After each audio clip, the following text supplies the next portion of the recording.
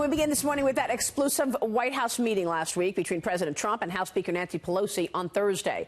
The president tweeted out a photo from the cabinet room accusing Pelosi of having a meltdown. She also reportedly refused to read a letter Trump sent to Turkey's president demanding an end to the violence in northern Syria. Pelosi stormed out of the room with her colleagues while Republicans continued their meeting with the president. Democrats said that the president was disrespectful to the speaker, while Republicans say the incident is part of a pattern with Pelosi. Joining me right now is one of the lawmakers who was in the meeting, House Minority Leader Kevin McCarthy. Leader McCarthy, it's good to see you this morning. Thanks so much for joining us. Thank you for having me back on, Maria. I want to get to the impeachment inquiry, but first, can you tell us what went on in that meeting? You were there. What took place? Well, I've been in many of these meetings. This is a pattern of the speaker. When she doesn't want to come to a solution, she really is unbecoming of a speaker, throws a fit, and then leaves the room. That's not a sign of a leader. A leader stays in the room and solves the problem. But let me explain to you exactly what happened at the very beginning. The president starts the conversation, and this is a bipartisan, bicameral meeting, and he's handing a letter out that is a letter that he sent to the president of Turkey, Erdogan, about not entering that area, about protecting the Kurds. As each elected official gathers that letter, they start to read it. They pause. It's something they have not seen before. The Speaker of the House, Nancy Pelosi, turns it over and sitting directly across from the Speaker, the President, sets it right down on the table to make a point to him that she's not going to listen to him. And what's really creeping into all this is impeachment. She couldn't put that aside for one moment to talk about the security of an issue that should be one person that we're all speaking together with one voice, but it was impeachment. And if you watched her and Senator Schumer, they said the exact same thing over and over until they felt they were at the moment that on their own script they were supposed to get up and walk away. And the dirty little secret here, Maria, is the other Democrats stayed in the room and we had really a productive, normal meeting. The only common denominator that disrupted this all was the Speaker of the House.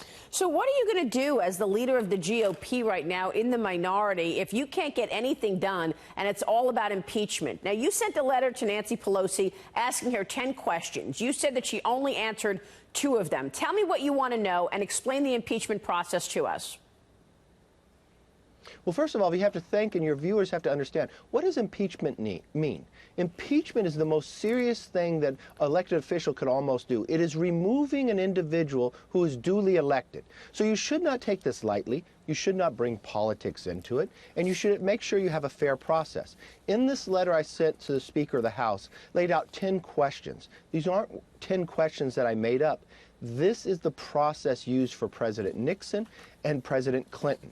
Do you have a due process? Is the president's attorney, counsel, able to be in the room, cross-examine? Are they able to bring witness forward? Are both sides able to have subpoena process? And you know what happened? She only answered 2 of them. We've never taken a vote about impeachment inquiry, and the reason why that is so important, every American lends their voice for 2 years to their representative. Right now, one person is having all the power instead of the people across America actually have a say in this process. And now they're bringing Adam Schiff, who has lied numerous times to the American public, in charge of this process, and they're denying members of Congress from even being in the room or hearing the transcripts and reading them of what's being said. Adam Schiff controls who can come into the room. So members who are on the committee, on Judiciary Committee and others, aren't even allowed in the room, and members who have to vote on this come down to the committee and they can't even read the transcripts? How is this fair? So she came back to you and answered 2 questions, but she ignored the other questions? She said she's not going to bring it to the floor for a vote. Well, she's not going to bring an impeachment inquiry, something we've always done in the past. And remember what we're talking about. You're changing the fabric of America. You're changing what democracy has said only because of your own political views. That is what is wrong. You want to trust democracy. And from a very important standpoint here, we need due process in this. A Republican speaker made sure this process happened with President Clinton. A Democrat speaker made sure this process happened with a Republican president. So why can't she follow the same process with such a serious question that's before us? Yeah. It's because she's letting politics play into it. Remember when she said we were going to move into impeachment inquiry?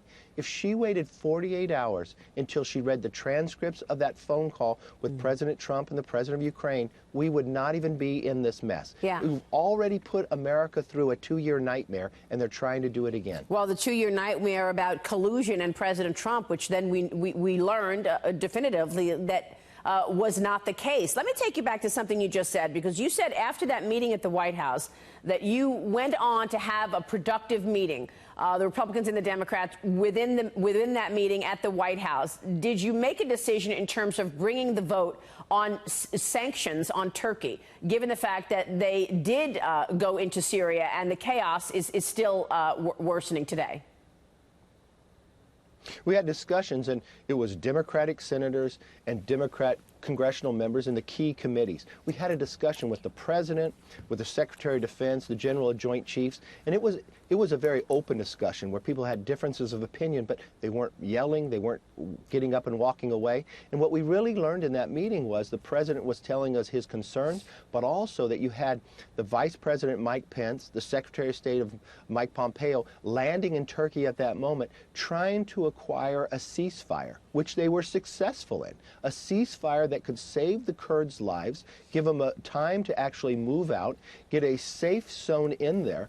And if we were to move on sanctions at that moment in time without having that discussion, without having that knowledge, could have sent the wrong message and actually created a much difficult situation for us. So it's important that we have these conversations with the Republicans, Democrats, and the administration, not get up and walk away, to run out to the stakes. And if you watch them speaking at that podium, all three of them talking at the same time, it's almost as they choreographed this, and it was always, if you listen to the final words, it was about impeachment. And before the Speaker of the House left the room, I listened to her, and she almost threatened the president. She didn't use the word impeachment, but you knew what she was talking about when she said something to the extent, you just wait to see what we do.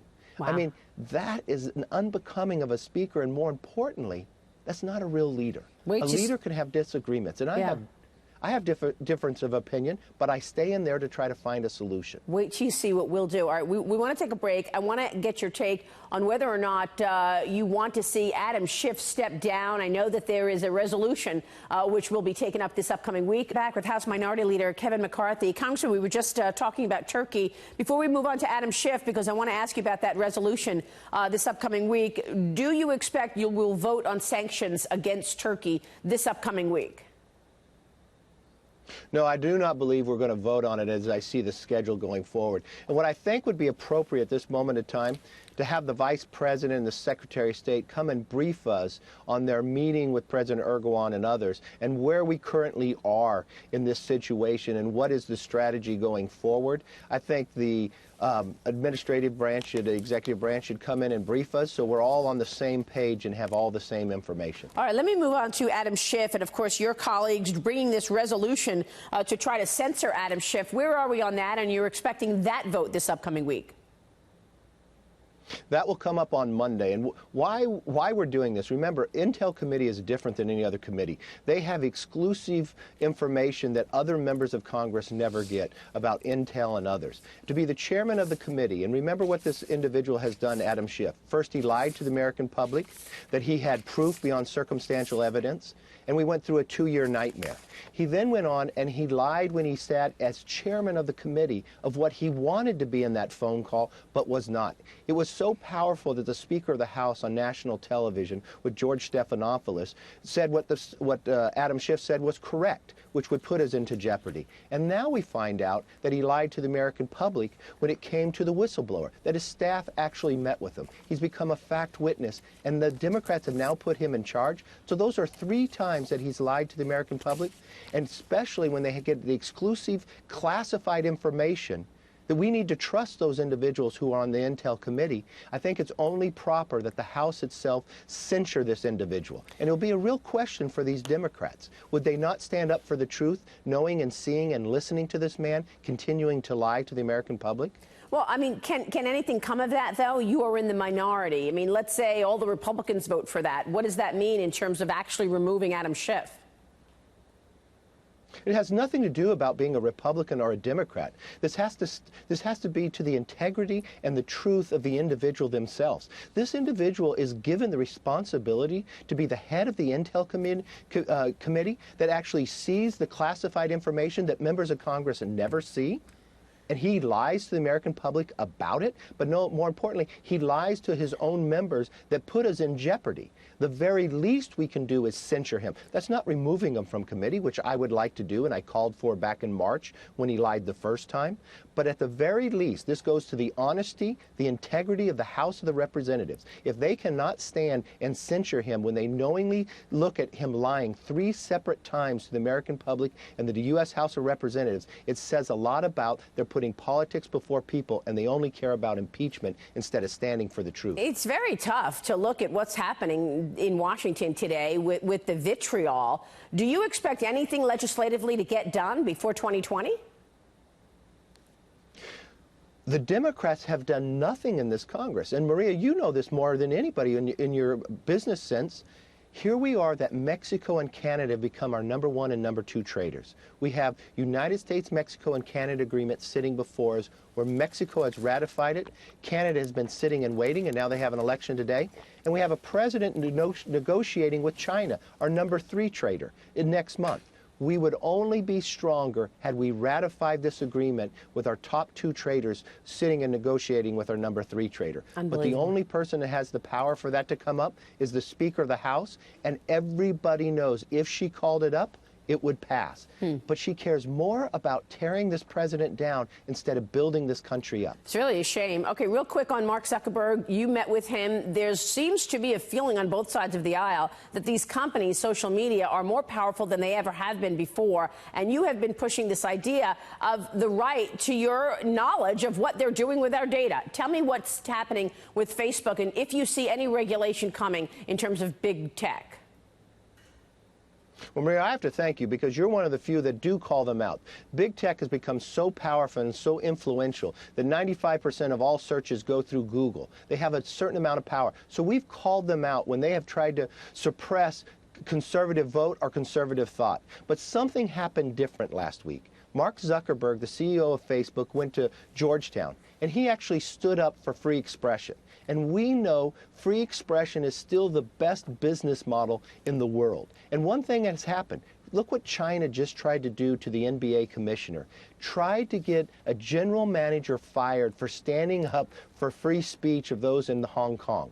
So at the same time, I call out big tech every time I see them trying to take away conservative speech. Yeah. I just saw somebody stand up for free expression, and we need to be fair. If Mark Zuckerberg's willing to make that stand, we should stand with him. But we need to hold these companies accountable because the influence. I remember what they did to the Republican Party in California. If you Googled the Republican Party 2 weeks before the election, they said our ideology was Nazism. That's right, yeah. We're going to talk to Devin Nunes about that. He's suing Twitter right now. Congressman, it's good to see you this morning. Thanks so much. Thank you. Congressman Kevin McCarthy there.